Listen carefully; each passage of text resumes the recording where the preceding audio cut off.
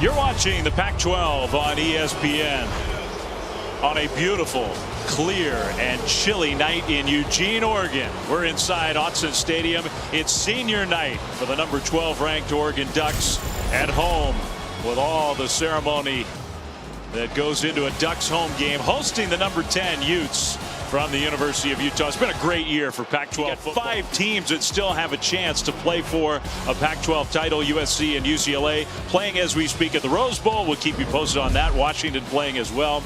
And of course our matchup, Oregon and Utah. Hi everybody, Dave Fleming, Rod Gilmore, Tiffany Blackman is with us as well. So there's championship implications. It's been such a fun year in the Pac-12. We expect a great game. There is, though, Rod, one big story looming over this game, and that is the status of a guy who's been one of the best players in college football, the Oregon quarterback, Bo Nix. Yeah, you feel badly for Bo Nix because he's really had a Heisman-worthy season. He's led the FBS in total touchdowns coming into today with 39, and also in completion percentage with 73%. And then he got banged up last week late in the game against Washington. Appears to be the right ankle. But it's been a tough injury, and it's unclear whether he'll be able to go tonight. Now, we were told it was a game-time decision, and he's been warming up tonight. And down on the field, we were watching him, and he wasn't moving great. So there's a lot of concern that even if he lines up and takes the opening snap or so, I'm not sure he can move well enough to really be effective in this game. So we'll see. That's obviously a big part of the story. And for Oregon, I mean, I think even though it's a new year, these are two different teams. They need all the help they can get matching up against a Utah team, Rod, that last year played the Ducks twice in 13 days at the end of the year and smashed them both times. Yeah, punched them out. Had it been a heavyweight fight, they would have called it. It would have been over because they got him the first time 38-10 and then 38-7, and they did it the same way both times, being physical and pounding them. And I think you can expect the same approach tonight from Utah. And Oregon coming off a loss, very disappointing loss at home. Utah, meanwhile, maybe playing its best football of the year coming into this game. For more, before kickoff, let's go down to the field to Tiffany Blackman. Hey guys, Bo Nix did address the team this week on Thursday in a player-led meeting that he called, and in it, edge rusher DJ Johnson told us they laid out what was at stake, that they still have the Pac-12 championship and possibly the Rose Bowl. And he said the message was clear, let's finish strong. And on the Utah side, they too know what's at stake. Receiver Devon Vele told me that this game is the championship game, that whoever wins it will be playing in the Pac-12 championship. He said that is the approach and mindset they took going into this week, guys. Lots still to be decided. Utah won the toss. They've deferred. So we're going to get part of our Bo Nix answer right away. Oregon's offense is going to be on the field to start the game. It's a short, returnable kickoff, and the Ducks are going to bring it out across the 20, but no farther. The lower leg injury, we think it's a right ankle. But if he does play and play well, it's going to be hard to live up to the standards of how well he's played all year. He's a guy who obviously had a lot of playing experience at Auburn, and he's being introduced in front of this big crowd to a huge ovation. Inconsistent at Auburn. Here he's been totally consistent and has been one of the best players in college football. It's been a banner year, and he's on the field to start the game. Yeah, he's been the focal point of this offense. He's made it go, and let's see how effective he can be. Well, he's going to throw the ball right away, but before he could throw it, a penalty flag was thrown. Prior to the snap, false start, offense number 58, 5-yard penalty, still first down. Now the other part of Oregon's health status coming into this game is along the offensive line. That's Jackson Powers Johnson, who is not normally a starter. He gets called for the false start. Alex Forsyth questionable. Ryan Walk questionable. Stephen Jones, another guy who's been banged up along that offensive line. And that's an offensive line that has been pretty much the best in the conference. So Nix will throw on 1st and 15, and he completes his first pass of the game to Chris Hudson. We'll see how much this impacts the way they run the ball today. Play fake, and Nix is going to throw back across his body, completes it to his running back. That's Bucky Irving. And Bucky Irving across the 25 out to about the 27-yard line. Now what we're seeing from Nix is exactly what we saw in warm-ups. You know, just him kind of standing still, throwing the ball. We didn't see him run, didn't see him move around. And remember, he's carried the ball the 3rd most times in this offense. And if he isn't able to run and create things with his legs, that's a problem. Oregon, all their offensive numbers are really impressive this year. One of the best third down teams in the conference in the country. Bo Nix throws on third down, completes it. A big game. Hudson tripped up as he crosses the 45, out close to the 47-yard line. First down, Ducks. Now, if Bo Nix is able to be effective tonight on essentially one leg, does that make you think of, I don't know, Byron Leftwich when he was carried down the field for, Marshall, and he could barely do anything with his legs, but some kind of performance like that? Well, he's got a chance. Look, we've just started. This has a chance to be a very memorable night for him. And off to Irving straight ahead. Bucky Irving, who's playing his best football as the year comes toward the end, across midfield. A nice gain on first down. Yeah, and to your point, the Heisman race is far from decided. Now, a team that is hot and wins, let's say that's Oregon, and a quarterback like Bo Nix, who continues to play like he has most of the season, he can get right back in the mix. Second down and 5. Another handoff. Irving again straight ahead, and Bucky Irving gets just enough for an Oregon first down. But you have a built-in story with Bo trying to go on what is clearly a bad right leg. First down, Oregon, all alone in the backfield. He'll throw, and another completion. Hudson again. He's been very involved in the early going, and a nice move to get the first down and more. Out of bounds down to the Utah 26. I'm curious to see exactly when Utah will start to heat Bo up a little bit and see if they can force him to move and see how good he is on the move. So far, 4 for 4 passing on this first drive of the night. He's had a clean pocket. And that's been a theme all year long. Oregon's offensive line has done a great job. Quick release. Hudson again. Another catch for him. Well defended by the Utes this time, just a yard. Utah's got a player down. That's one of their best defensive players, Cole Bishop. He's going to limp off the field. We'll be back right after this. Well, back to action, 2nd and 9. Nix, who's been perfect on this opening drive, had his pass batted up in the air. It falls down incomplete. Ruling on the field is an incomplete Yeah, you pass. saw the pressure come from the field. And this is Utah deciding, okay, let's find out if he can move. And they heat him up from the field, overload on that side. And you see how Bo Nix can't move his feet. Now normally he would have slid away from that. A heavy third down blitz team. And they're showing some pressure. They'll set up the screen. Oregon will. It's a beautiful play call out into the open for a first down. The pass caught by the tailback, Bucky Irving, who went out wide as a wide receiver. First down, Ducks. Tremendous formation to throw a little wrinkle at Utah with Bucky Irving out wide as a wide receiver and then just cutting back in for the tunnel screen. Ryan Walk got way out there to make a block on the play. Now Irving gets the handoff, bounces it left. Touchdown, Oregon.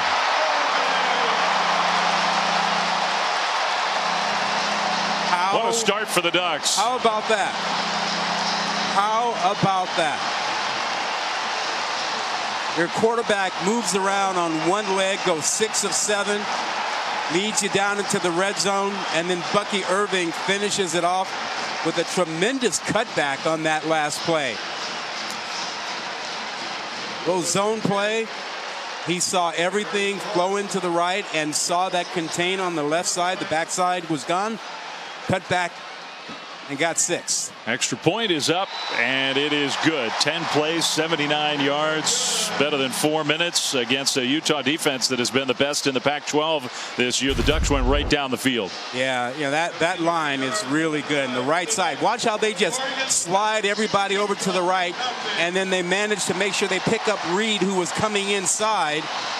And that was the block that Bucky Irving saw, and then decided to cut back. He saw Reed, 21, coming inside, get picked up. Already a better start for Oregon than in either of those two matchups last year against Utah. The kickoff will be taking a fair catch signal, so Utah's offense will come out on the field, and they'll start at the 25-yard line. And their quarterback, who's one of the best in college football, Cam Rising, unlike Bo Nix coming into this game, Cam Rising's as healthy as he's been in several weeks. He's a guy who's got a really terrific story. He started out at Texas, redshirted there, then transferred, was not the beneficiary of all the new transfer rules. So he had to sit out a year. He was hurt early in 2020, took charge last year, led the Utes to a Rose Bowl season. He and Utah would love a second crack in Pasadena this year. They've got a chance to get there as Rising's on the field for the first time. The straight ahead run for Tavion Thomas on first down, and that's been a big story for Utah. Tavion Thomas these last couple weeks, especially last week, finally back to himself. Tavion Thomas had 20 carries in week 1 against Florida, and then did not get 20 touches again until last week, week 11 against Stanford, and got 180 yards. And with him back at that level, it's the bully kind of offense that Utah wants to play. Play clock all the way down to 2.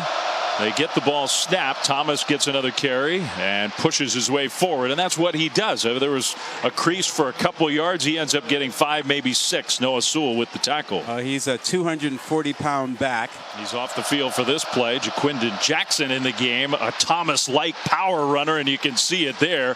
Power football from Jackson, close to the first down, maybe stopped.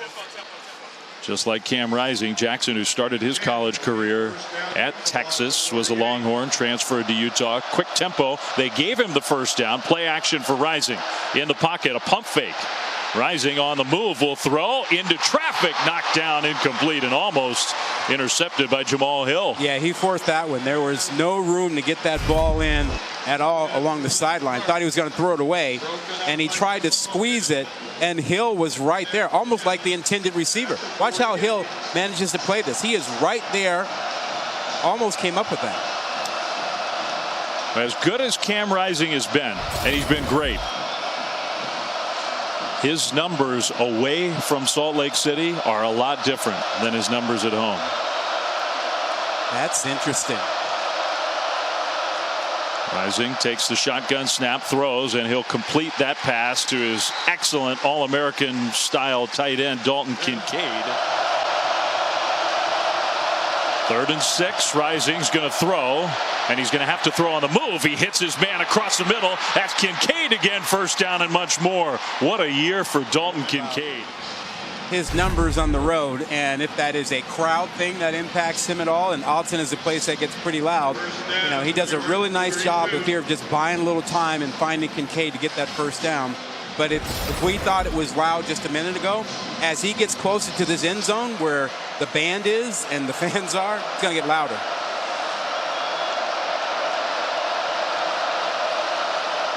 A pitch play, Jalen Dixon, almost like a jet sweep, and he got the corner with all his speed. That's been a part of this Utah offense as the season's gone on. First down run for the wide receiver, Jalen Dixon. As much as we talk about how Utah likes to pound you and use Tavion Thomas, they do like the big play. And they'll use some guys on the outside. Dixon is one of them. But Vele, the 6'5" wide receiver, he is the guy who tends to make the big plays for them. And down here in this red zone, you've got 2 former basketball players, Kincaid and Vele, that they can use down here in the end zone. And it does technically count as a pass, that last play, because Rising pitched it forward. So the Utes on the move, trying to tie the game up. Rising will throw back toward the middle. That's Devon Vele, his first catch of the night. They still are without their star tight end, Brant Keithy. What a 1-2 combo. Without Keithy, Kincaid has stepped up and played even better. High snap, Rising takes it in. Here's Vele. Vele to the corner, but 2 penalty flags thrown, and I think that's going against Utah. That could be Holding. a big penalty. Offense number 21. 10-yard penalty from the spot of the foul. And he plays second down. Just a hold, still a big penalty. Yeah, big penalty. There he is, right in the middle of your screen there. And remember, Cam Rising is a dual threat guy. He has not run the ball much in the last few weeks, but he is very capable. We asked Utah. He's healthy enough this week. The full complement of plays is there for Rising. That's a drop. Their best cover guy is Gonzalez. I would expect to see him matched up with Vele, and he is in the slot. That is a heck of a matchup. A great corner and a big-time receiver. Bernard motion back in the backfield. Here comes pressure. Rising heaves it up. Rising pass is out of bounds, incomplete. Penalty was huge in that sequence. Yeah. Utah ran a bit of a pick play up there to try to free up Vele, but there was the look deep. No, he didn't catch it. Did not catch it at all. 38-yard try here for Jaden Redding. His kick is up and he hooked it. No good. Long drive for Utah. No points for the Utes. All right, we welcome those of you. What a scene in Columbia, South Carolina. Those of you joining us from that incredible win for the Gamecocks. Utah, the big story here tonight. Great matchup here at Autzen. Bo Nix is playing, and he's playing well through one drive. He hits his tight end Terrence Ferguson on the first play of this. Gets rid of the ball quickly, has not moved around an awful lot, has not run the ball. A perfect delivery here for a nice gain on second down. That's Troy Franklin, who's emerged as a star at the wideout spot for Oregon. It's third down. Utah, meanwhile, first time they had the ball just moments ago, went all the way down the field. Big penalty in the red zone against the Utes. And on fourth down, tried a field goal, missed the field goal. So it's 7-0 with 5:08 and the clock running to go here in the first quarter from Autzen. And the game plan for Oregon early on, clearly let Nix get the ball out quickly, and Utah will try and force him to move around, see if he's mobile enough tonight. 3rd and 3, and Oregon's going to call a timeout. Timeout, Oregon, their first of the half.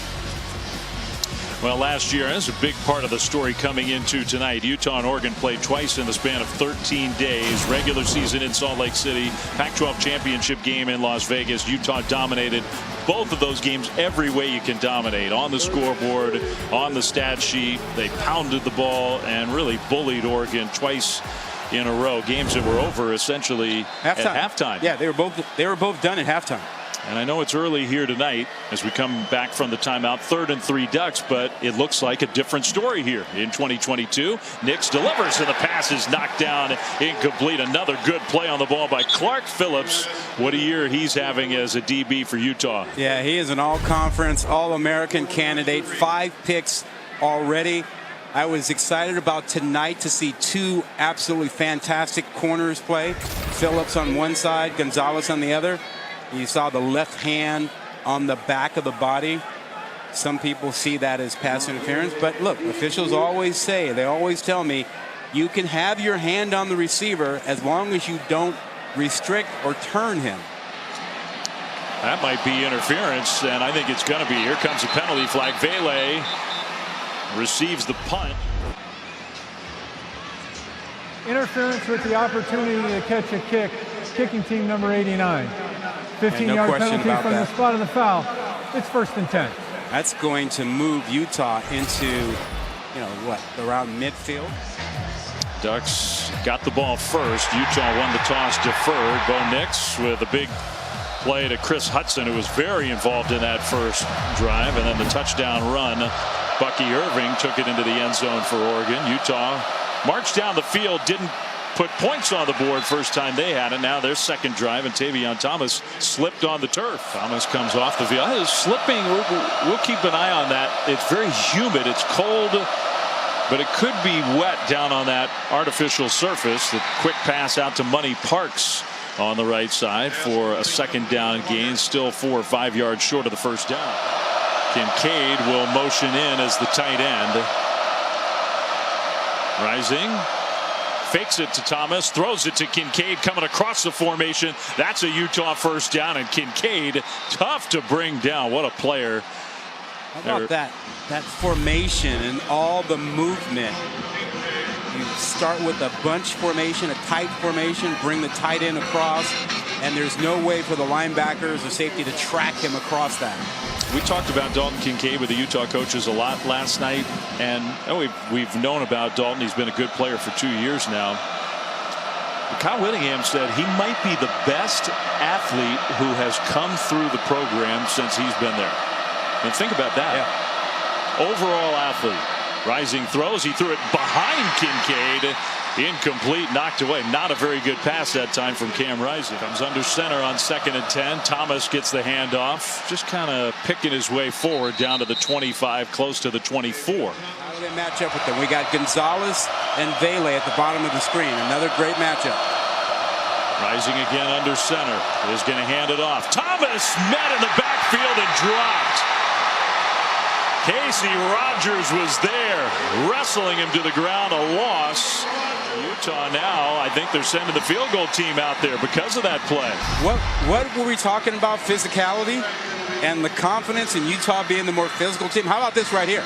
And Casey Rogers just drove back Miley completely into the backfield and made the play. Now, Rogers, one of the 18 players who went through the senior night ceremonies before the game. This is a 45-yard try for Jaden Redding, who missed from 38 yards. First time Utah had the ball. This kick on the way, and it is good, just barely. I'm still impressed, though. I think Oregon has said, oh yeah, last year, physicality, we're tired of that noise. We're showing up, and we're stopped. Utah here, let them kick the field goal. We're all right with that. Applications down at the Rose Bowl, up in Seattle and here in Eugene. The kickoff botched by Hudson, who sort of fumbled it forward, picked it up, and kept running. So Oregon with the ball. Bo Nix swings it out to Hudson. Really involved in the passing game here in the early going. Was he at 5 catches already in this first quarter? Yeah, and the quick throws, the quick release has negated Utah's ability to pressure. And so now this last down they showed you some fake blitz, and they're dropping and trying to take away the short throws. I guess Hudson's not in the doghouse with his head coach. Hudson was the guy who sort of leaked out that he thought Bo Nix, and it could be just it was a misunderstanding, but Hudson had some comments midweek that indicated that Bo Nix was not going to play. Nix now vacates the backfield, and that play did not go well. False start for Oregon. They snapped it directly to Irving, but a penalty. False start. Offense number 56. 5-yard penalty. Still second down. The point is that I don't think the Oregon coaches were all that happy with Chris Hudson. They were pretty clear they weren't happy with that comment. But from their perspective, it was always going to be a game time decision on Nix, and having a player say midweek, think he's down, next man up, didn't make them very happy. It's 2 false starts already against Oregon. Again, without their starting center, maybe their most important offensive lineman in terms of getting everybody organized, making the calls. Alex Forsythe had his pads on. Now That's Oregon. The end of the first quarter. We'll watch the final seconds tick off. Utah 7-3 at the end of quarter number 1.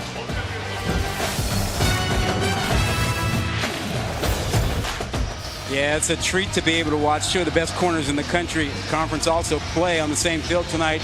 Clark Phillips, Christian Gonzalez, they will both be NFL cornerbacks. Christian Gonzalez is the taller, longer guy, which is probably why he's rated a little higher. But they're both excellent man-to-man cover guys, great skills, great ball skills. They're going to have some good matchups tonight. Oregon's offense on the field. Nix completes another pass to Hudson, but this one going backwards. So Hudson with another catch, but he loses yards on second and long. Lost 3. It's going to be third and about 16. Takes the snap. Steps up and throws across the middle. He's got the pass complete for a first down. Dante Thornton still going. Now the ball comes out at the end of the play, right near midfield, and Utah pounces on it. It converts on third and long, but the ball comes out. What a crazy series there. And this was the toughest throw for Bo Nix because he had to hang in there. But that ball gets stripped away from Thornton at midfield. Now, there was also a Utah player who went down temporarily. It looked like that was number 8. Well, he's already been hurt, Cole Bishop in this game, so I think he's just got something lingering. Zamiah Vaughn is the guy who ripped it out, and Bishop is the guy who came away with it. So Zamiah Vaughn, another good cornerback for Utah, forces the turnover. Oregon has not fumbled it very often this year. Rising's pass tipped up, and that's intercepted. The very first play after the Oregon turnover, the Utes give it back. I think that was Bennett Williams who went up and got it. It is. My, oh my. Back-to-back takeaways. It's just a ball with a little heat on it over the middle. Those have a tendency to get popped up in the air. It gets knocked up right away. It looked like that was Riley, 91, who got a paw on it. And now it's just a jump ball. And what a tremendous job by Justin Flo to take down one of the possible receivers so he couldn't make an attempt on the ball. You're allowed to do that once the ball gets tipped. Anything goes, basically. That was a really smart play by Justin Flo. It was. He just tackled Dalton Kincaid. So how about that? Oregon gets the ball right back. Noah Whittington in at tailback for the first time. Noah Whittington is spun down around midfield, a gain of 2. Whittington, who very famously slipped on the 4th down play near the end of the game, gave Washington a chance to kick what turned out to be the winning field goal in a very disappointing Ducks loss. I mean, he's had a really good year, though. Noah Whittington. That tandem, those two backs, they've been pretty outstanding. Irving and Whittington. We've not seen Bo Nix move 5 yards in either direction. In the pocket, throws across the middle. That's incomplete and no flag. Franklin wanted a flag. He thought he was held. You know, each week when we talk to the officials, they emphasize, look, we're going to let those guys play unless there is a severe restriction and one guy gets an advantage. That looked like a restriction to me. You're the left hand down low. Again, if you are going to hold a guy, the hand down low is the place to do it, because it's harder to tell if you are slowing a guy down or restricting him. The art of getting away with a hold. And the one up around the shoulder is easy to call. So now it's 3rd down and 8. And Nix is going to burn another timeout. timeout. Delay a game. Timeout, Oregon.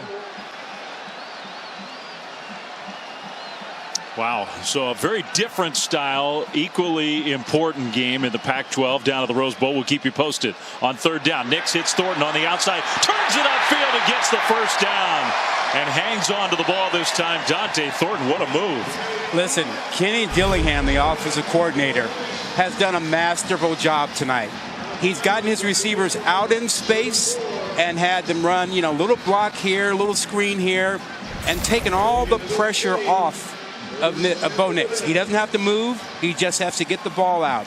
And Utah loves to blitz. And Utah has not been able to get anywhere near Nix. Dante Thornton with the nice catch and run. Nix on 3rd down, 4 of 5 already in this game. Whittington gets the carry left side and he scores through. Bounces off the would-be tackler down inside the 20. Finally, Correne Reed wrestles him down. What a run for Noah Whittington. Whittington lowered the shoulders and lowered the boom. Not the tallest guy in the world, only goes at about 5'8", 5'7", and is powerful at 200 pounds. And look, Travis Dye was a great player here, but Bucky Irving and Noah Whittington, a little different style run. It's a little more power football in the run game this year for the Ducks. Agreed. Whittington stays on the field on 1st and 10. Oregon ahead 7-3. Bo Nix very questionable coming in, playing tonight and playing well. Play clock winding down again. They get it snapped. Whittington with the carry straight ahead. Bursts through a hole inside the 10. Another run of more than 10. 1st and goal, Ducks. Ryan Walk has moved over to center for Alex Forsythe, who's out, and he just got a tremendous block on that play. Right in the middle of the screen, has a good block to open up that hole. That A gap was huge. And I love his story. He's playing his senior night game. He's from Eugene, local kid, began as a walk-on, and he's turned into one of the better offensive linemen in the Pac-12. Part of an offensive line that's up for the award for the best offensive line in the country. Play fake for Nix. He'll throw toward the corner. It is incomplete. Phillips there with the coverage. Knocked it away and maybe helped knock Hudson down. That make-up speed, that catch-up speed with Phillips, never gave up and made it difficult for the receiver. Never looked back for the ball until he got there. Well, he actually didn't look back at all. Didn't look back at all. Usually you will get flagged if you don't get your head turned around. It was close to contact as the ball was arriving. But no flag. 2nd and goal, Oregon. But you know, a lot of defensive backs will look back when they're beaten to see if the ball is coming, you know, kind of praying that it's not on the way. Handoff Whittington straight ahead. Noah Whittington inside the 5 down to about the 3. 2 receivers right, 1 left on 3rd and goal. Nix in the shotgun. Whittington alongside. And he will fake it and then throw it to the end zone. Caught. Touchdown. Franklin. Beautiful ball handling there from Nix. And then he finds the guy who's been his favorite target. Another touchdown, the 7th of the year for Troy Franklin. When was the last time we saw a quarterback play on one leg and make play after play? I mean, this throw is phenomenal. And he's going to his left, and he couldn't even use his right leg, his right ankle. And he flipped that out there on his left leg. This is a gutting it out performance here in the first half with a long way to go, but what a game so far for Nix and the Oregon offense. Extra point up and good. The Ducks with a 14-3 lead. Nothing like takeaways and getting points off of takeaways. Bennett Williams getting it going, and oh my goodness, anything gutsier than that throw today? I don't think so. 18 different seniors went through senior night ceremonies, including the quarterback Bo Nix, who is playing. The center Alex Forsythe, you feel bad for him. He's had a great Oregon career, suited up but can't play. Not a guarantee that all those players will be gone at the end of this year, but 18 of them went through their senior night ceremonies, and so far so good on this senior night for Oregon. A huge, massive difference between their performances last year against Utah and the start of this game tonight. Second quarter, and the Ducks have a 14-3 lead. Oregon has been the more physical team tonight. We've had a chaotic year in the Pac-12. Really good year. Handoff on first down. Tavion Thomas powers his way out to the 21-yard line. Mace Funa rising under center. He loves to change things at the line of scrimmage. Big part of who he is. A little harder when you're playing at Autzen. Thomas to the corner and then pushes forward. Got shoved out of bounds short by a yard or two. Let's go down to Tiffany. Hey guys, well, you mentioned Braden Daniels and Tavion Thomas. Well, I talked to Braden this week, and he told me with Tavion, he said, I think his size 6'2", 238, and his approach to the line, when it's 28 degrees outside and the wind's blowing a little bit, he said you don't really want to run up against that. Yeah, you don't want to tackle that. You don't want to do it when it's warm. It's even more trouble when it's cold. He should get the ball here, too. Kincaid, the tight end, comes to the line of scrimmage, and they will hand it off to Thomas, who made one man miss and got close, then got pushed backwards. I think forward progress is going to give him a first down. Real close. Christian Gonzalez, that DB you were spotlighting, Ron, was in on the play. Yeah, Gonzalez is a willing tackler. A lot of corners don't want to get that involved, but there you see 0 in the middle of all that. Under 9 minutes to go first half. Another carry for Thomas. He'll get through that line of scrimmage out to the 39, gain of 4. You know, we started talking about Thomas's story earlier about how this was a difficult season. He lost his Aunt Renee Thomas, who was really the woman who raised him. He considered her his mother, and he was really devastated, had a really difficult time. Got some help from his high school coach, Denard Powell, who came to visit him, spend some time with him, and that helped out a lot. And he's been kind of back on track then. Also got some help from the legendary Utah running backs of Jamal Anderson and Zach Moss. Review for a potential targeting foul. Okay, so we have a targeting review coming up here after that gain of 4.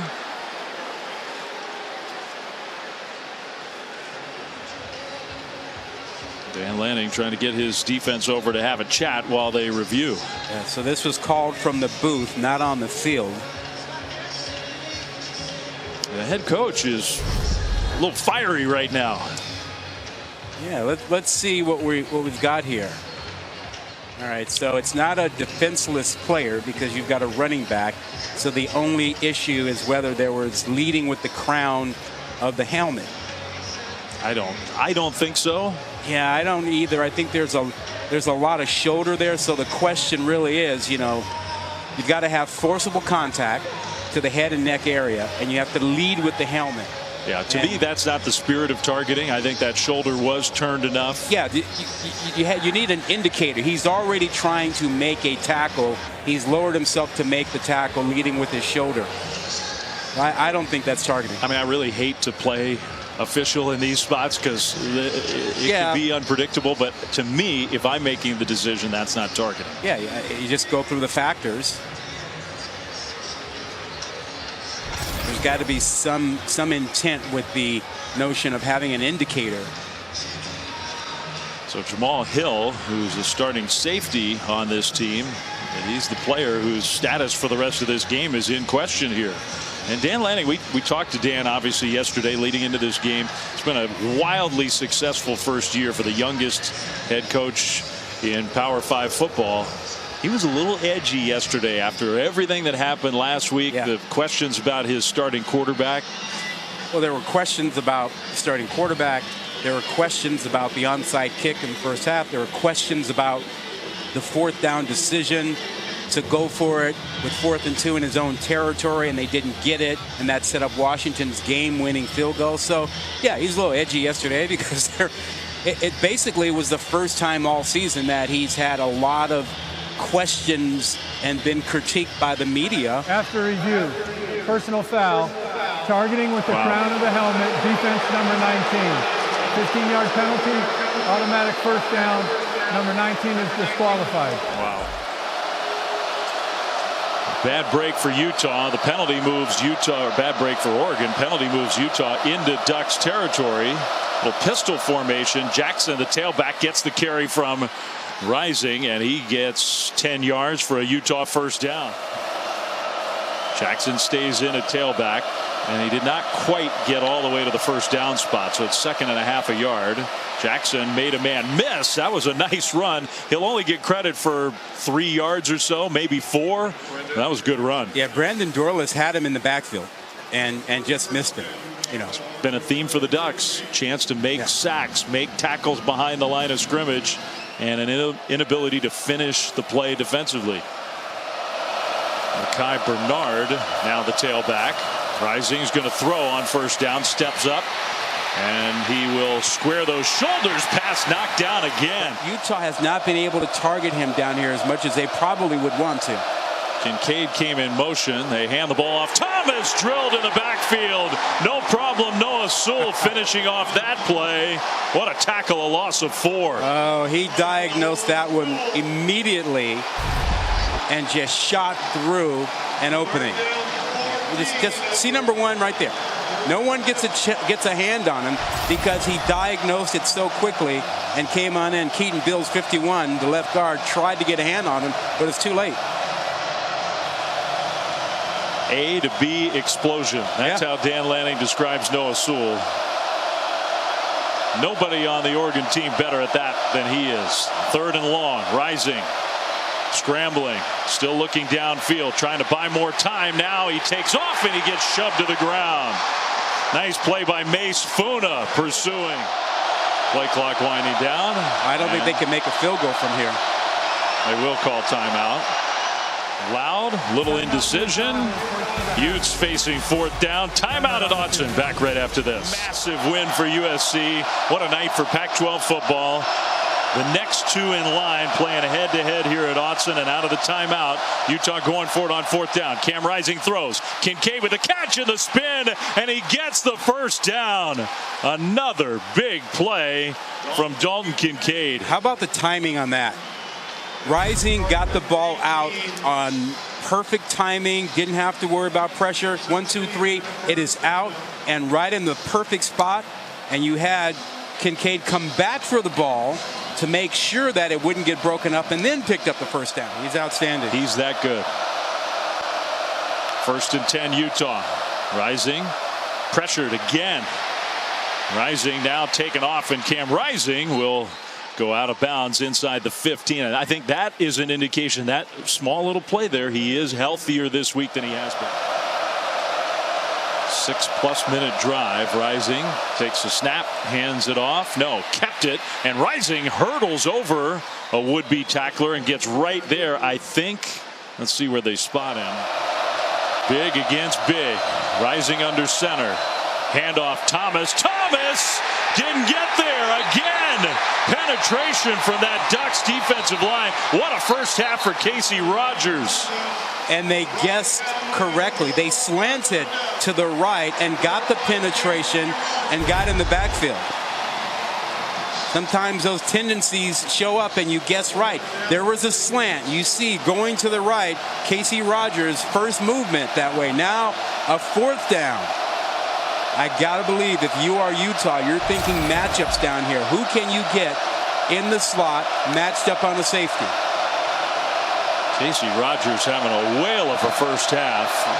Huge play here, 4th and 3. Rising.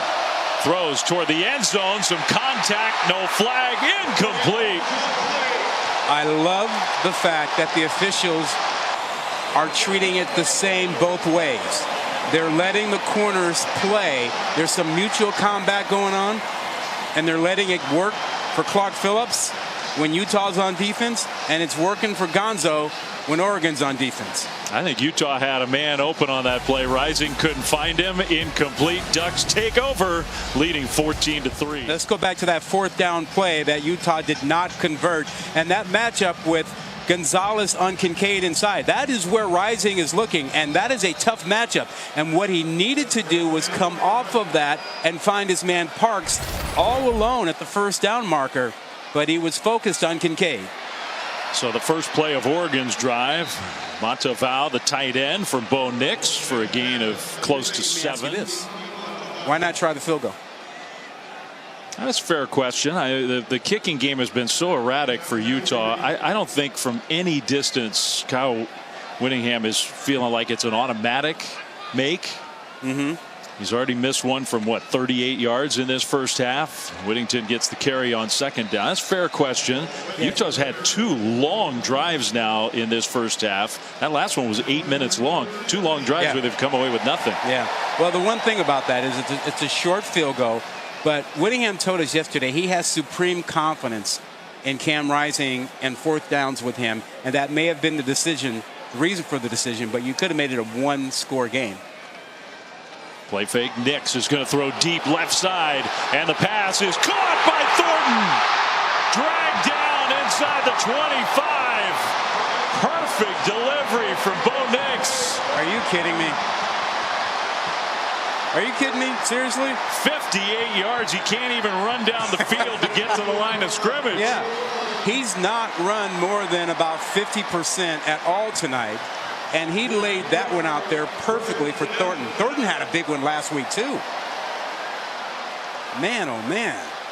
Oregon felt like there were some big plays available out there. Bucky Irving makes a tackler miss and fights to try to get back to the line of scrimmage. Clock is moving. We're down to 1:10 to go in this first half. I just don't think people realize how hard this is, what he's doing here, because he's right-handed and he's trying to push off of that right leg, that right ankle. He can't do it, and he's still dropping dimes. I mean, this has a chance to be a legendary night for number 10. He's had a legendary kind of year. He sings that one across the middle, and that is caught by Chris Hudson. Close to a first down. Clock moving. Oregon has just the 1 timeout. We're under a minute to go now, under 40 seconds to go. I mean, at this point, you feel like you have points in your pocket if you're Lanning, at least a 3-point kick that you have. 3rd and 1. Nix is going to get away, fling it up, and it's incomplete. Well, he avoided the sack. Now it's 4th down and 1, and we'll see if the field goal unit comes on with only 22 seconds on the clock. Well, I would think so. I mean, this is sort of a gimme if you are Oregon. You didn't expect to be down here, and you can have 3 more points.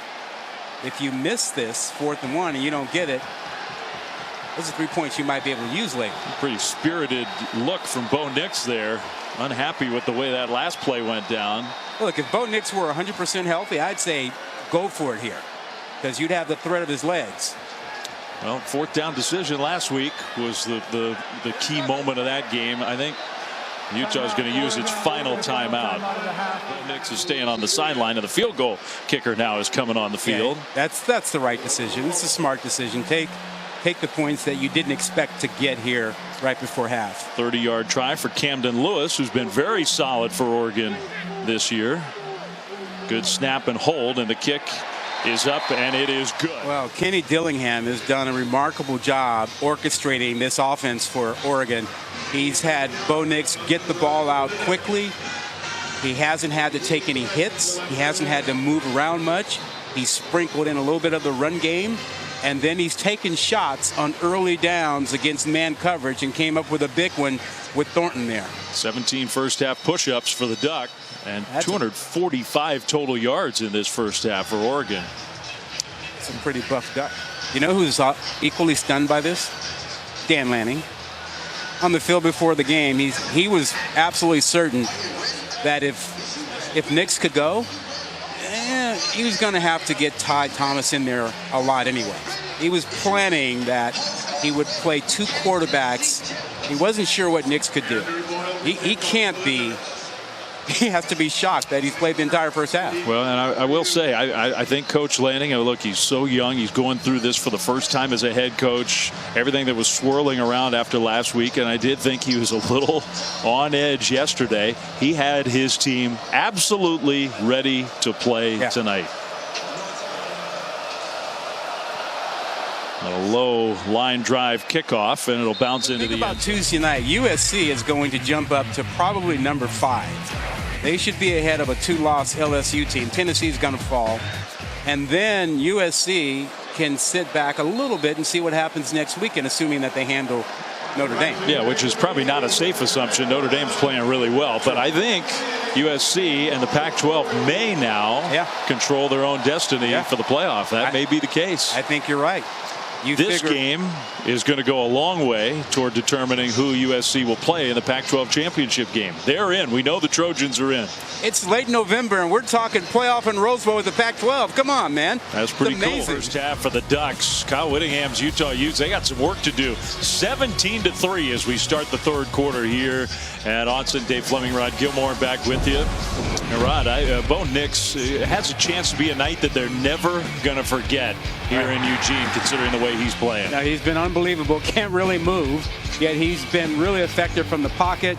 You know, a deep throw, the short throws. He's been on the money. Hasn't run the football, hasn't had to, playing on one leg. And on the other side, Cam Rising hasn't had a great half. And Cam Rising is going to have a better second half. Got a pick there, and then a bad throw down here in the red zone, maybe a poor choice as well. But he's only 8 of 15 in this ball game so far. So Utah really needs some things to pick up in the second half offensively. Our first half stats brought to you by Downey Unstoppables. You have 245 yards to 134 total yards. Really almost like the opposite of the matchups these two teams had at the end of last year when Utah pushed Oregon all the way around. And Rod, as we get ready to start the third quarter, Utah's going to get the ball first. What has to change for the Utes? Well, first of all, Oregon has been the more physical team. You know, from last year, they've made a complete switch. For Utah offensively, Vele has been missing in action. They haven't been able to do anything with him, and Cam Rising has to play better. He's been affected in the pocket more by that front than we expected. They haven't sacked him, but they've been after him, so they got to get him settled, and Vele has to be involved and make some catches for them. And you do have to credit the Ducks for being ready for the physicality of this game. Last year they were not ready 2 times in a row, essentially. Absolutely. So Dan Lanning's team trying to finish off what would be a great bounce back win after the disappointment of last week. Still very much in the championship picture in the Pac-12. A touchback, and as Utah's offense comes out on the field, let's go down to Tiffany. Hey guys, when I spoke to Coach Dan Lanning for Oregon at the half about what Bo Nix is doing and how he's gutting it out with that injury, he said Bo is showing them everything that they already knew that he had. He is a guy that wants to do anything to help his team win. Now on the Utah side, defensively, Coach Kyle Whittingham told me that it's clear that they don't want Bo Nix moving around in the pocket that much, so the ball is coming out quick. He said they have to get their hands up, guys.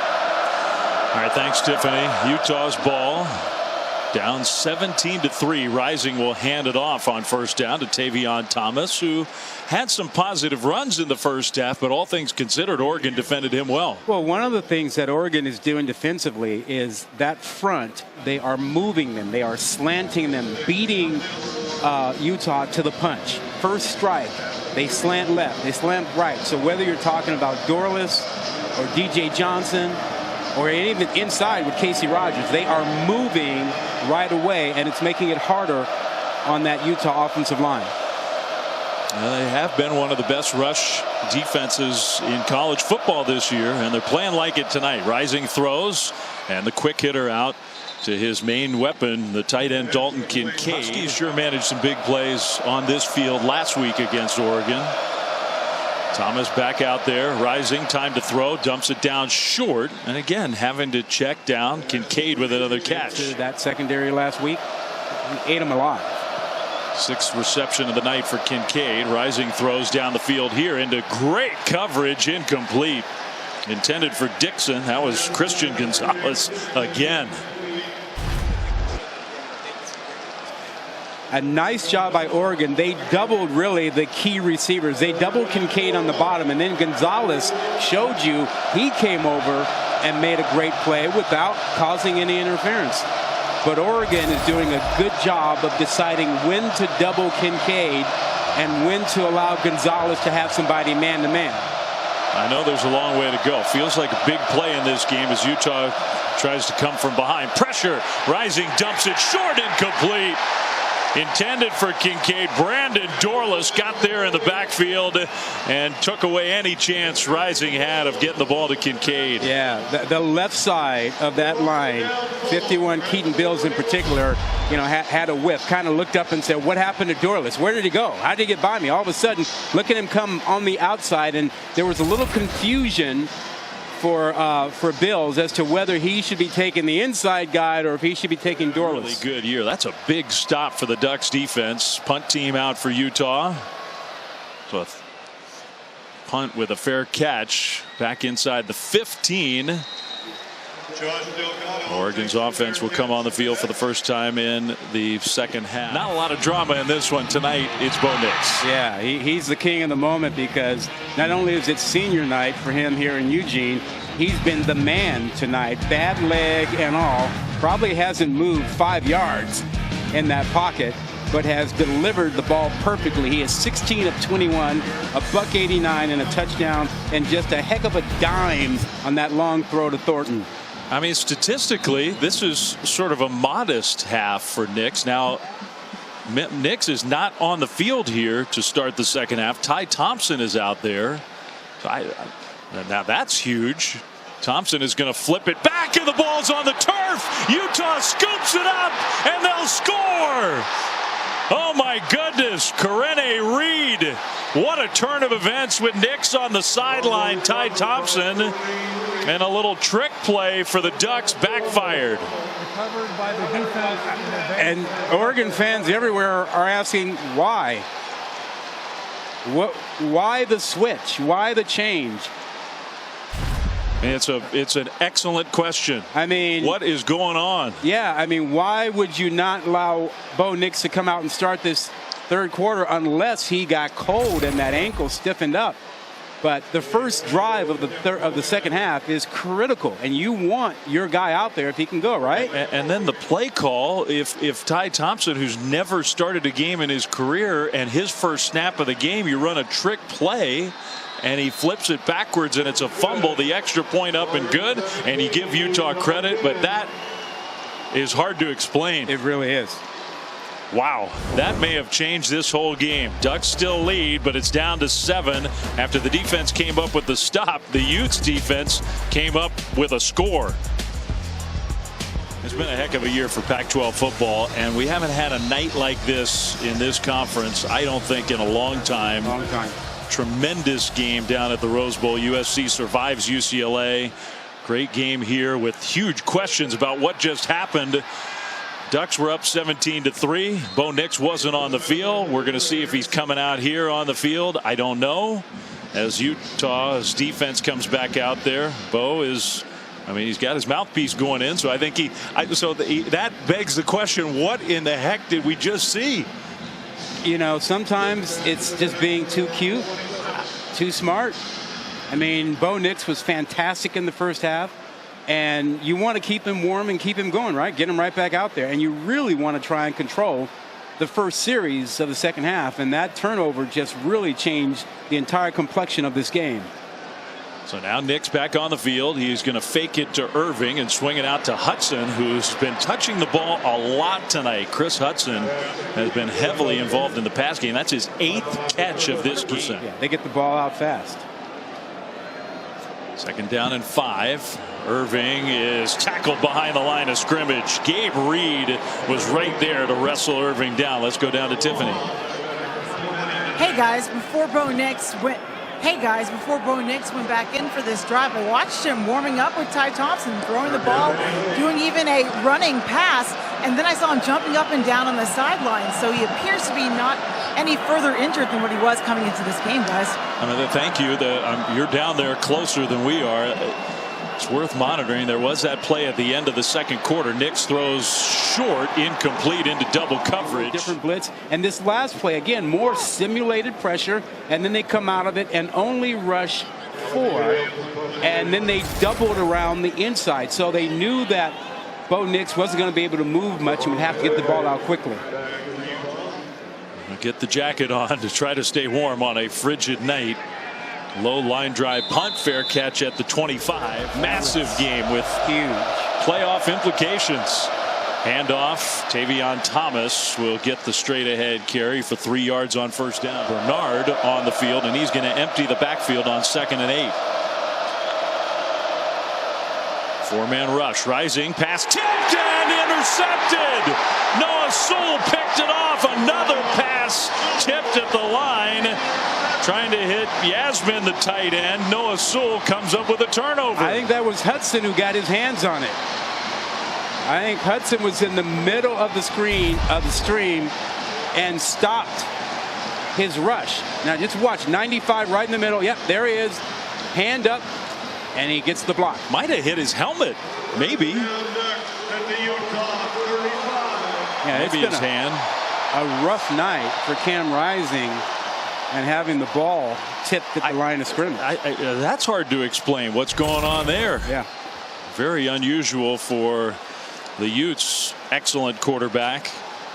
So now Nix back out there after the turnover.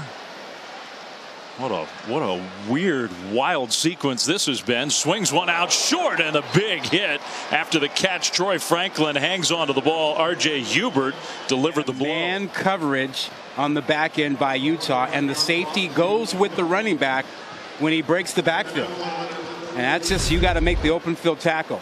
We're seeing Morgan Scalley, the defensive coordinator, switch up his 2nd half pressures and his coverages. Cool.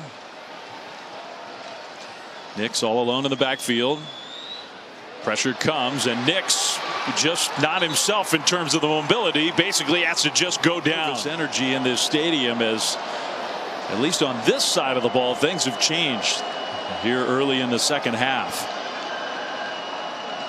3rd and long. Nix throws, and that one is incomplete. Nobody there. But now the Utah defense starting to play much better. Trying to pin the Utes deep. Fair catch at about the 14-yard line for Vele. Figured out. 9:39 to go 3rd quarter. Utes still down by a touchdown. I said at the onset that I didn't think anybody was going to go undefeated through conference play. That has been the case as of last weekend. And you know, we have a tradition of cannibalizing ourselves, and this year's no different. And so I would say it's as competitive, if not more so, than any in recent years. The Utah head coach kind of sounded like a fan. He's right. The Pac-12 has ever since Utah joined this league. This is unbelievable. Now those other conferences, that's undefeated teams, conference play, and overall. For the Pac-12, they haven't had a single team since Utah joined the league. Not one has gone undefeated in Pac-12 play. Well, and that's kept them out of the playoff. But the other thing that's kept them out is that one loss conference champs almost always get in. And the Pac-12 cannibalizes itself so much, they rarely have a one conference loss champ. Tavion Thomas is going to be tackled behind the line of scrimmage. Man, this Oregon defense has come to play tonight. Well, getting back to that point, though, 16 of 19 one-loss teams have made it to the playoffs. So if you are a one-loss conference champ, you're pretty much going to get in. And if you're a USC fan, you're going, that's good news to hear. Indeed. Rising in the shotgun on 2nd and long to Bernard, and he had very little room. Maybe got 3. Brandon Dorless, Justin Flo, and others were there. Another 3rd and long for the Utes. 3rd and 9. Rising. Time, but nowhere to go with the ball. Gonna scramble. Rising falls forward, and I do think he got there. First down, Utah.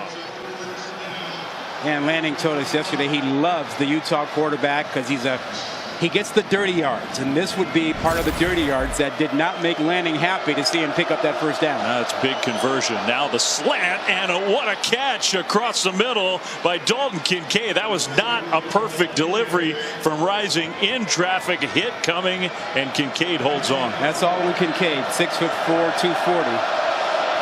Utah is going to go quick tempo and hand the ball off. Bernard is swarmed. Nope. Brandon Dorless in the backfield again. These edge players, Dorless and DJ Johnson, are winning almost every battle. Teamwork. 5th tackle for loss. Now a swing pass left side. Bernard takes a thumping from Noah Sewell. Utah is bringing Thomas back on the field, which is interesting. Play clock already down to 8. Utah is breaking the huddle. Now down to 5. Play clock at 2. And the ball just got snapped. No, it didn't. Timeout, Oregon. Now that's interesting. All that late clock stuff for Utah. Oregon's a team with the timeout. It's ESPN College Football presented by Geico. 17-10 Ducks, 3rd quarter over the Utah Utes. The Taco Bell Live Más student sections across the country competing to be the Live Más student section of the year all season long. Senior night on the field. Senior night for a lot of the students here at Autzen. Their final football game. And a big 3rd down here. Ducks haven't lost consecutive week home games back to back in 20 years. Handoff on 3rd and 4, and a push that will get the first down for Utah. So there's some of that Utes power running. Yeah, heavy tight end formation. Came back and went right at him. This time to the right side. They've had trouble running on that left side of the offensive line tonight, but came back over to the other side and picked this up. That was a huge first down. We even thought that they might have considered going for it on 4th down. Utah is missing a starter. Michael Mokofisi came off the field and went back to the locker room in the first half. Jaron Kump is now in at right guard. Play fake on 1st down. Rising had nowhere to go with the ball. Now scrambling, throws across the middle, wide open, and that's Vele, who spins through 1 tackle and then gets dropped inside the 40. First big catch for Vele. Did a nice job of working his way to the middle against this zone coverage. You see the linebackers creep up. There was a huge void behind them, and Vele came back and found that. So the play action brought them inside, and so now when Vele goes across the middle there's no underneath coverage. His 3rd catch, but you're right. That's his first big play, Vele, in the past game. Devon Vele, who grew up, even though he did not grow up in the state of Oregon, rooting for the Ducks. And this is his first chance to play at Autzen. Flags as that ball got snapped. Start offense, number 51. Utah has not played here since 2017. And he's become their big play guy in the wide receiver room. Swing pass out to Vele, right side, and he'll fall forward, gets the penalty yardage back, plus a yard or 2. For more on Devon Vele, let's go down to Tiff. Hey guys, you mentioned he was a walk-on. Well, he wanted to be on this team so badly that in 2019 he stayed with family that was far away, and he would take the tracks to get to campus for 6 a.m. wait list. So he would walk 40 minutes, he said, to the tracks to catch the train and make lifts in time to be with this team. That's how bad he wanted it, and he earned that scholarship in 2020, guys. He was trying to save money, pay for tuition as a walk-on. 2nd down and 9. Rising, little sidearm delivery to Dalton Kincaid, the other big play receiver. Kincaid tried to stretch out, and he stopped a yard or so short of the first down. He's one of those big tight ends that can get down the field. He's off the field for this 3rd and short. High snap. Thomas gets the ball, and Thomas, I think, just enough. More good run defense from Oregon, but they only needed a yard, and that's what Utah very often, and then goes down on the sideline. That's a big loss if he can't come back. First down, handoff right side, and the cut inside by Mekhi Bernard. And he gets down inside the 20 to about the 18. Well, here we go again, Rod. The Utes on another long, time-consuming drive. They've had 2 of these already tonight where they've come away with no points at all. Struggled once they got inside the red zone. Bernard stays on the field, 2nd and 2. This time the little jet sweep action with a blocker in front. That's Dixon along the sideline. Touchdown. I mean, there was just enough room on the sideline. Watch the extra gear that Dixon flips it into about right now. Now he sees it, and he turns it on and just manages to outrun Stevens as he tries to come over. Extra point away from tying this game. They were down at halftime 17-3, and now with 2:39 to go in the 3rd quarter, it's 17-17. Yeah, it's been big plays in 3rd down situations, and then the jet sweep. Good blocking. Kincaid, 86, more than just a receiver. That gave Dixon the edge there, and he turned on the Jets. See how this plays out. If Oregon wins the game, then maybe it'll be forgotten. If Utah comes from behind and wins the game, that play that you're referencing is going to be remembered for a long time around here. It's beginning to affect Bo Nix a bit more. You know, talking to Morgan Scalley and Kyle Whittingham over the years, they've made it clear they always save some pressure packages for the second half. They don't show everything in the first half. And I think we've seen a little bit of that here in this second half. Gabe Reed on pressure once for them, something they didn't show in the first half. So Oregon's got to adjust to that now. And they've had the ball 3 times. They've run 7 total plays. Handoff on first down. That's Whittington. And he's hard to get down. At the end of the play, an Oregon offensive lineman went down hard, and that doesn't look great. That's Jackson Powers Johnson, already a backup who's playing because Alex Forsythe is not in there. Oregon's running out of bodies up front on offense. Yeah, and again, this is an offensive line that is arguably the best in the conference, one of the best in the country. There is the annual Joe Moore Offensive Line Award, goes to the best offensive line in the country, and Oregon is nominated for that. They've been outstanding, but no Alex Forsythe, and now maybe the guy who really has taken his place among the starters. We'll see if Jackson Powers Johnson. That's a good sign. At least he gets up and puts some weight on the second down, and 6 for Oregon. Nix is going to throw the ball into the ground.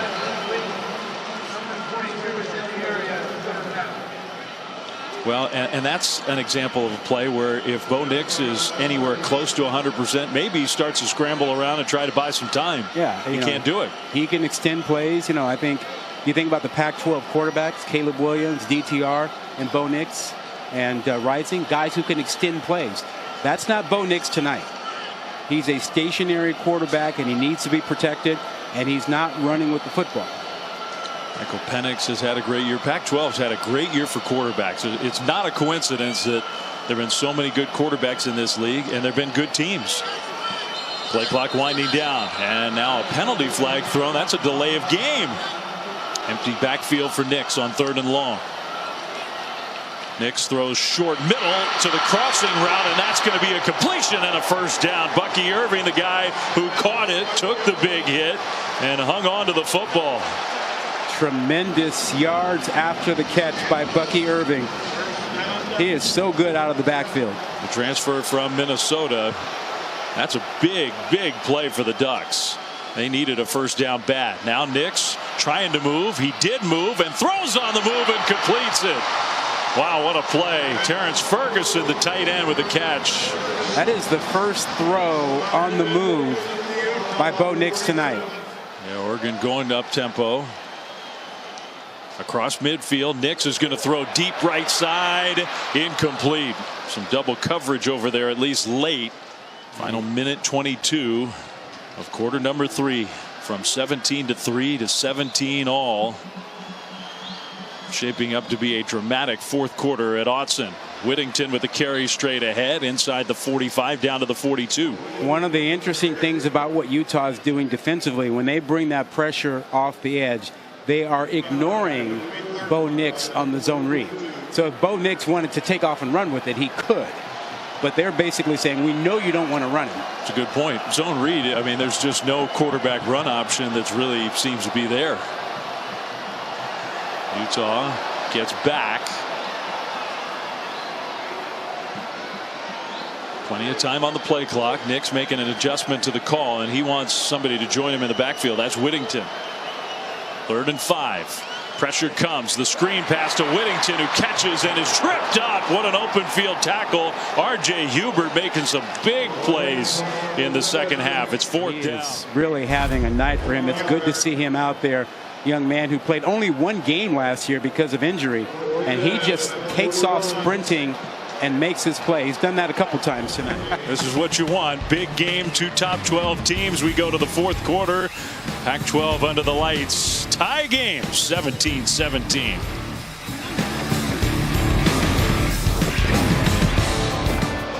This is why you play, for scenes and nights like this. Tie game. We go to the 4th quarter at Autzen in Eugene. Dan Lanning's Ducks, Kyle Whittingham's Utes, 17-17.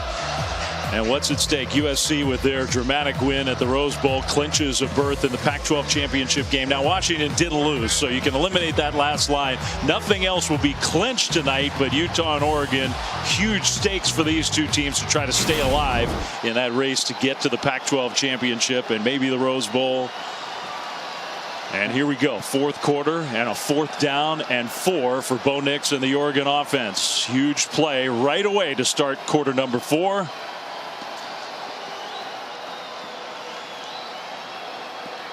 Play clock down to 5. Nix takes the snap. Nix throws across the middle, and a big hit right at the point of the catch. Forward progress, I think, just enough for the first down. To pick up that first down. Good awareness. Good point. That's a really nice play by Franklin. You got to get to that spot. So they're going to review it. Well, it's a very big play. Let's see if we can see. You see the bunch formation, you see the 2 receivers, and the mesh coming the other way to try to rub off anyone who's there. Now that yellow line is not official. But in this case, it's very close, I think, to exactly where he needed to get. And remember, it's where the ball is and not where Franklin is tackled or where he stopped. Moving on a first down stand. I don't think you can overturn that one. Now, credit to the defensive staff at Utah for their adjustments. And here they are again, trying to be the last coach with the chalk, making adjustments at the last second. There may not be a defensive coach in college football who signals play calls later than Morgan Scalley does. He waits till the very last minute. Carry by Bucky Irving. Karene Reed meets him, gain of 2. And, you know, it's not a comfortable thing for players to keep looking to the sideline, waiting for your defensive coordinator to signal the play. You know, you get a little antsy. You want to see the formation and assess situations, and now he's waiting. See, they're still looking to get the call. Still looking. Still looking. Oregon's coming to the line. All right, now they have the call. And in the backfield, that's why they wait. Get the right call. Substitution for the Ducks, so Utah gets time to substitute. They do. Yeah, look at all the mass movement by Utah defensively. And they don't mind that. Morgan Scalley says it's more important to be in the right call than to be exactly organized right when the ball is snapped. 3rd down. Nix throws short, wide open. Whittington cuts it to the outside. First down, Oregon. Down to the 25. And Terrence Ferguson with a huge block that allowed Whittington to get to the edge. Let's watch number 3 in green come back and deliver a block right there. That's the block. They have a big tight end room. The Ducks do. So Oregon with 1st and 10. 12th play of the drive. They've taken 5 minutes off the clock. And they'll hand it off to Whittington, who gets back to the line of scrimmage. That's Franklin it. Wide left. Nix is going to look right. Throw over the top, and it is incomplete. He had Thornton there, And the ball ended up just a little bit short. I don't know if Nix needed to throw it a little farther, if Thornton drifted a little bit. Incomplete. Yeah, but that's not the matchup, because that's Clark Phillips, number one. And he does a good job of taking away the inside because he knows he doesn't have enough help there.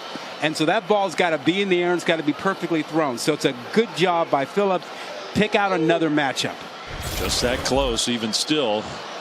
So now 3rd and 10 for the Ducks in field goal range. Lots of crossing routes by Oregon in this situation. Yeah, they've used the running backs as wide receivers in some of these spots. They throw short here to Hudson, who's going to get tackled almost immediately. Maybe got a yard. Connor O'Toole, the converted wide receiver turned defensive end. Yeah, athletic makes a play, and looks like that's Hudson getting up slowly. 41-yard try coming up for Camden Lewis, who's only missed 1 field goal all year. Snap and hold. The kick is on the way, and that kick is good. All right, how about our game track here at Autzen, brought to you by American Express. Both quarterbacks rather modest numbers. I don't think for Bo Nix, though, the numbers tell the story of the night. He is not even close to 100% healthy, and a remarkable performance considering the injury last week, how he was moving pregame, how he's moving in game. He's playing amazingly well. Yeah, if people thought he was simply just a dual threat quarterback, he's proven to you can take his legs away and he can beat you with his arm and his mind. Just had a spirited moment on the sideline with his offense. First year in this program, and he's been such a leader for this Oregon team. Kickoff for the Ducks after the field goal puts Oregon back ahead. 11-17 to go. Rising, Thomas, and the Utah offense back on the field. Cam Rising looking to throw, dumps it short to Thomas, who will get to the line of scrimmage, but no more. Noah Sewell was there, and he might not have even gotten all the way back to the line. Rising hands it off to Thomas straight ahead. Big hole. Tavion Thomas outside the 30 gets tackled at the 31, where it's going to be 3rd down and 4. 3rd and 4.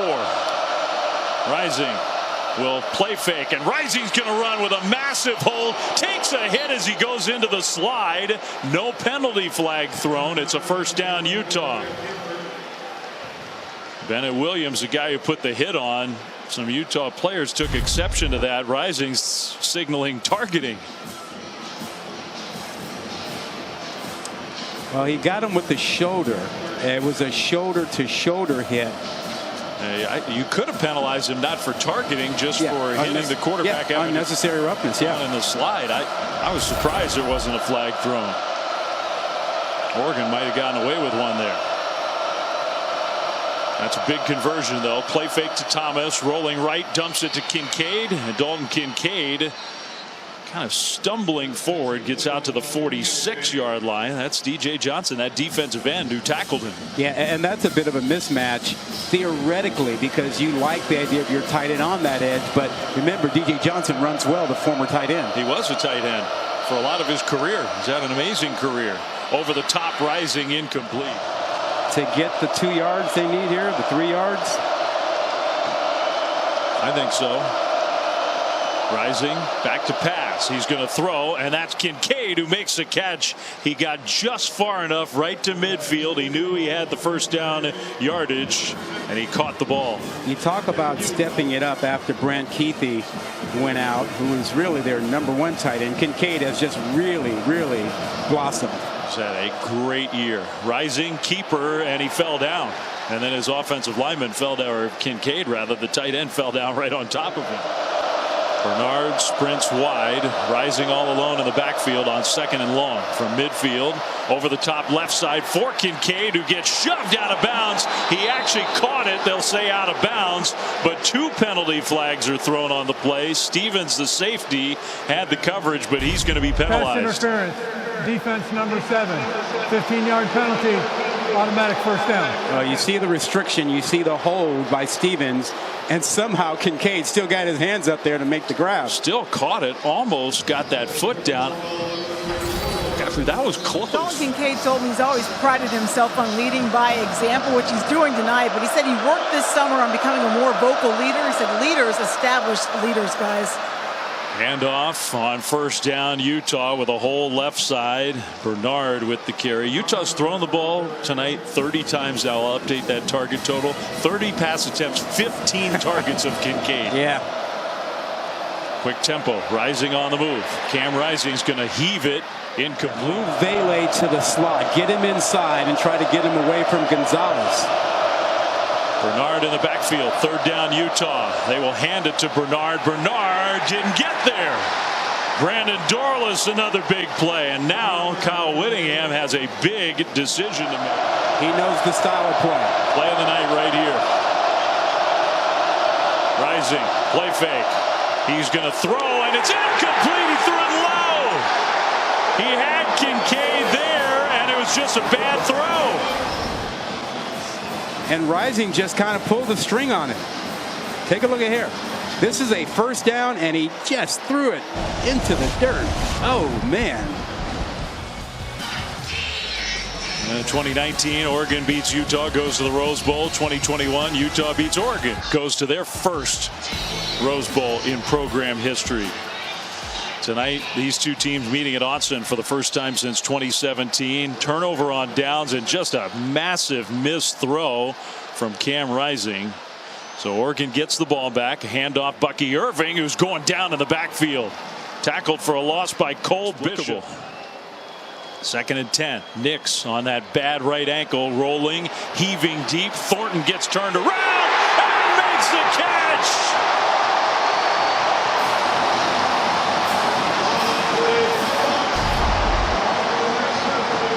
Give your receiver a chance. And that's all Bo Nix did. He gave him a chance to make the play. He put the ball up and let him find it. Tremendous throw. 50 yards. Now Nix is going to throw left side. It's picked off. Clark Phillips, what a play. And he got tripped up. Otherwise, he was going the other way. Oh, man. His 6th interception of the year. Oh, man. That was a great play. A couple hours ago, we talked about these two corners being two of the best in college football. And Clark Phillips, maybe the best. Another big-time play right on time for the Utes.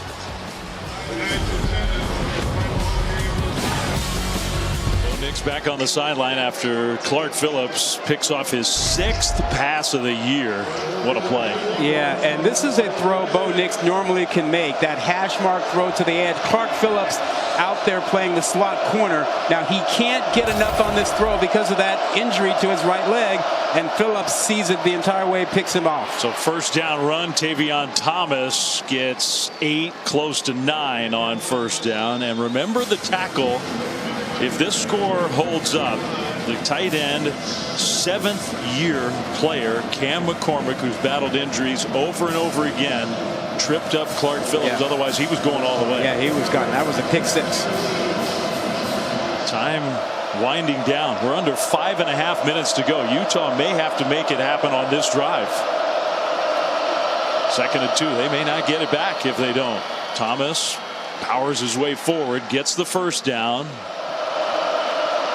0 points on 3 of those 4 drives. 1st and 10, Utah.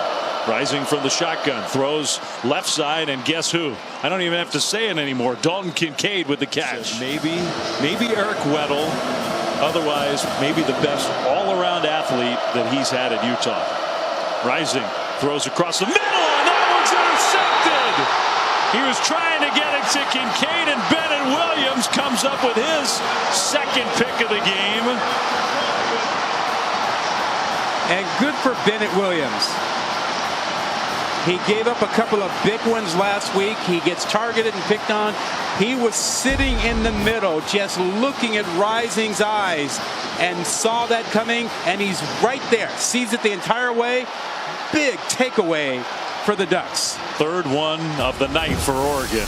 Another takeaway for the Oregon defense. Yeah, big play. They're playing a little combo coverage, man-to-man on the outside with the corners, but zone inside. Bennett Williams is free to help. And see, he sees where the help is needed. See a little try to run around the zone guy underneath by Kincaid. Just reads that, has the quarterback in his vision, and makes a spectacular play. And A very poor throw again from Cam Rising, who, I mean, we're not picking on him. He's going to go down as an all-time great Ute, but he is not having a great night tonight. The Utah defense needs a stop, a handoff for a gain of 2. Converted. Meanwhile, Bo Nix, what can you say about the toughness of the senior transfer from Auburn, who has captivated this Oregon fan base with a magical year, playing what could be his final home game at Autzen. Direct snap to the running back, and Utah sniffed that out. My goodness.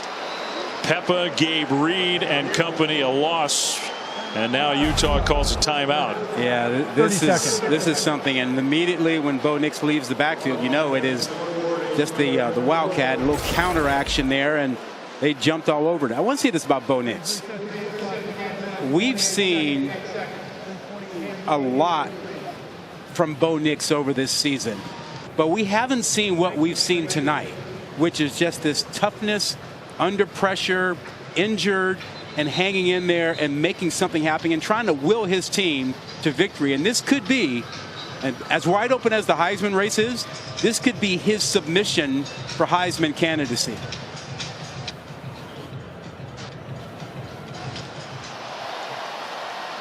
Utes, after turning it over, trying to get a stop against the Oregon defense. 3rd and 12, showing pressure. We'll see if they bring pressure. Will they leave the middle of the field open?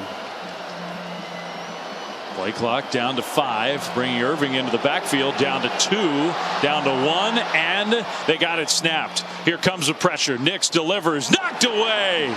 Franklin was there, and Vaughn got his hand on it. It's 4th down. That is a huge play by Vaughn, the corner who is playing opposite of Clark Phillips tonight. Look at this. That's a tough throw also. We've seen in this 4th quarter that Bo Nix has had trouble generating some power behind the throws, but again, he's got that bad right leg. So the Utes use a timeout, save some clock. They still have a chance in this game despite all the things that have gone wrong. No fair catch this time. Vele gets a few extra yards for his offense outside the 20. The Utes are going to start at about the 23-yard line. And he's played in a lot of big games. Bernard empties the backfield. Rising is going to throw short middle. That's caught by Vele, who gets across the 30 and is finally tackled at the 32, about a yard and a half short of a first down. You know, Oregon has at times tonight been very good at affecting Rising, and they need that again on this drive. Utah's got to play with a little urgency. Under 3 minutes to go. They're down 3. Rising is going to scramble. He'll get the first down. Not going to slide. Cam Rising with some power running all the way out to the 45. That's a gain of 13. That is such an important run, and it makes the clock less of an issue. You're at midfield, 2:40, 2:41. Plenty of time. Should be plenty of time. 2 timeouts still on Utah's side. Clock will wind now that they're ready to go. Rising takes that shotgun snap. He's going to throw middle. Almost another interception. That one was way off target, way behind Money Parks. Yeah, it has not been Rising's night coming back late over the middle.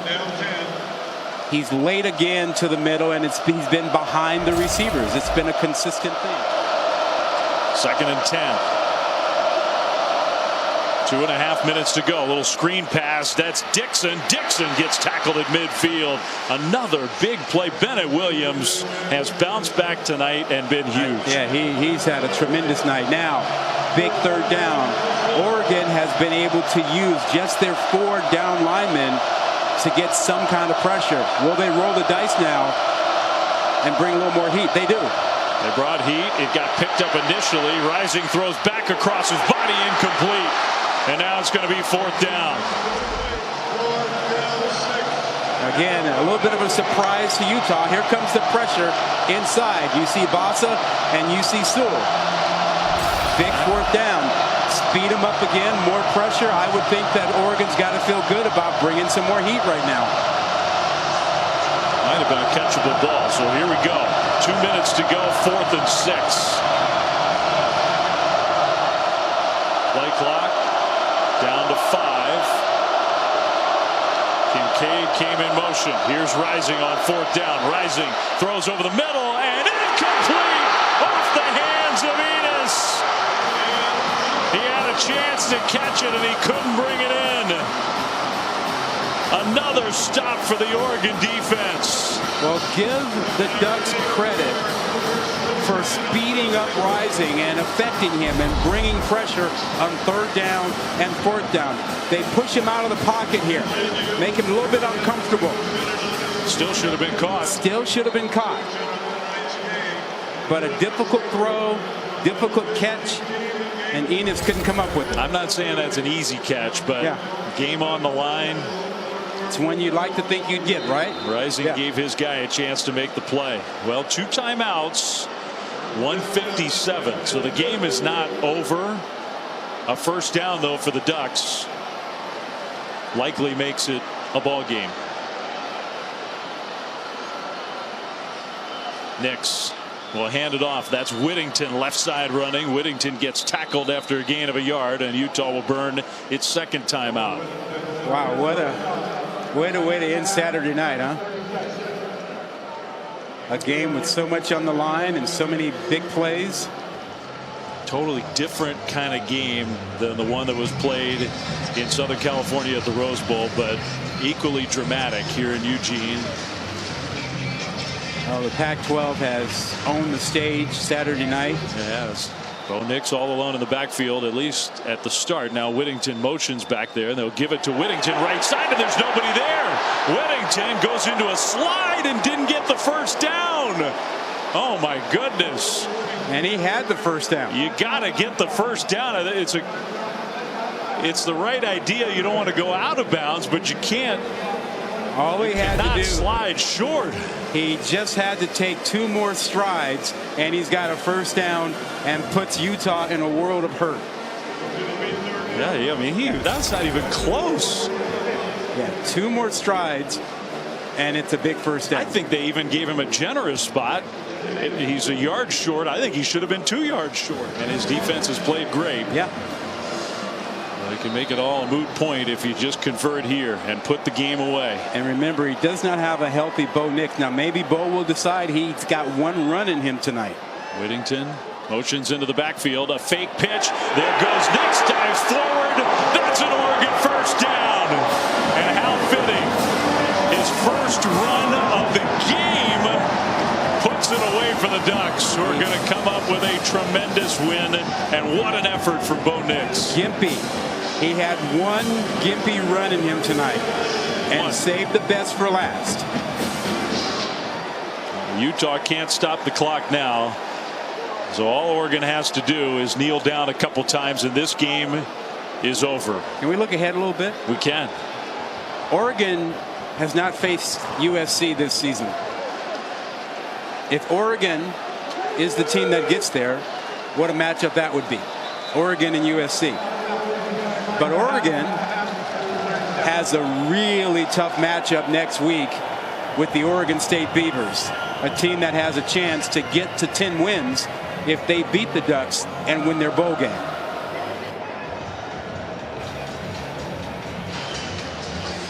Yeah, I mean, so the Oregon State matchup next week is going to be massive. USC's already clinched their spot. Utah plays Colorado. The Apple Cup is huge. Washington is still alive. They play Washington State. Isn't this great? I mean, it is. Look, Kyle Whittingham used the term cannibalize, and it's true. The Pac-12 has eaten itself up over these last many years, but the Pac-12 also has provided us this year with all kinds of fun and drama. You're going into the last weekend of the season, and the Pac-12 is relevant nationally and for the conference championship. And Oregon, assuming they just put the finishing touches on this one, the way it's played out today, Oregon, if they beat Oregon State, and they got to go to Corvallis to try to do it, they'll be in that Pac-12 championship game. He's going to be remembered forever for the season he's had and for the night he's had tonight. And it might get him an invitation to New York. The final kneel down for Nix and the Ducks. What a bounce back and what a win. The team that bullied Oregon last year and pushed them around And the Ducks defense, especially the guys up front, and the toughness of their quarterback, Bo Nix, prevails. And they beat Utah. The final score is going to be 20-17. I am just stunned at how well Bo Nix was able to play tonight on one leg, and how Oregon really turned itself around to be this physical in a game that they had to be after Washington ran up and down the field on them last week. Really impressive. Tiffany down there in the middle of all of it, trying to get ready to talk to the man of the night, Bo Nix. Dan Lanning, what a first year it's been for him. All right, I think Tiffany's in position. Tiffany, you got Bo down there? I got him, guys. Bo, on senior night, your first run of this game seals the victory for this team. You battled through injury. What was it that kept you going tonight? It was God. He gave me the strength all week to just continue to battle and battle and battle. There's a lot of moments this week I didn't think I was going to play, to be honest with you. But he just continued to heal my ankle to where I could go in here and give the best that I had and glorify him in everything that I do. So, I mean, the Lord's so good. And on nights like this, you just really see it, and you best believe it. You mentioned those moments where you didn't know if you were going to be able to go tonight, but you still addressed the team in a team meeting that you called. What did you say to those guys? You know, it was a tough week. We had a lot of guys. A lot of guys didn't know if they were going to play. A lot of guys were hurt. A lot of guys were sick. And our DNA traits, one of them is toughness. And we all had to show toughness this week. And, I mean, you should have the whole entire defense out here doing this interview because they played lights out. They got turnover after turnover. And offense, we didn't play very good. And they kept us in the game, and they essentially won it for us. But I love this team. I wouldn't want to be anywhere else. You stole my next question, so I'll just ask you about Bennett Williams and those 2 interceptions. How big was he for you guys tonight? He's huge, and he's one of the guys that we were all in the training room today because we were trying to battle through injuries, trying to get better. And so for him to do that, it's just legitimately toughness. That's all it comes down to. And we were tough. We played tough. We played as a team. We played for an uncommon purpose. And like I said, I wouldn't trade this team for the world. Enjoy this one tonight. Thanks, Bo. Thanks so much. All right, Tiffany and Bo, what a night for Bo Nix. Oregon now 1 win away from clinching a spot in the Pac-12 championship game. 2 wins away from a trip to the Rose Bowl for the Ducks and Dan Lanning in his first year. Can you spend 1 year on a campus and be an all-time legend? Maybe you can. Yeah, you can. You can when you play like this, and you can when you keep your team in the hunt for a Rose Bowl berth. And you can when you are making your case for an invitation to that ceremony in New York they call the Heisman Trophy presentation. He's had a phenomenal season and did nothing tonight to hurt his campaign. Yeah, modest statistically compared to the rest of his year, but monumental in terms of his impact on this game and all the circumstances surrounding Bo and this Oregon team bouncing back from the disappointment. Nix and the Ducks 1 win away from a Pac-12 championship game berth. They take down Utah. The final score 20-17 for Rod, for Tiffany, for our crew. Dave Fleming saying thanks for being with us. What a night for the Pac-12.